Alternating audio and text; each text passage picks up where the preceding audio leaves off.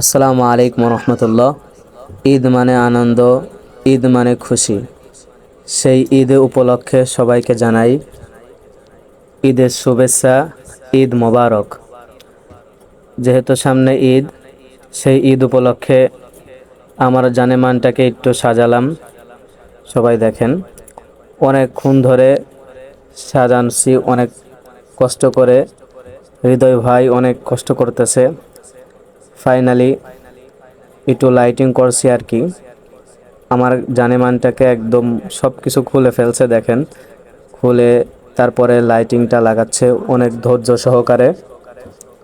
আসলে একটা বাইক প্রতিটা ছেলের একটা জীবন, একটা স্বপ্ন, একটা আশা। একটা বাইক থাকা মানে তার জীবনে অন্যরকম একটা জিনিস।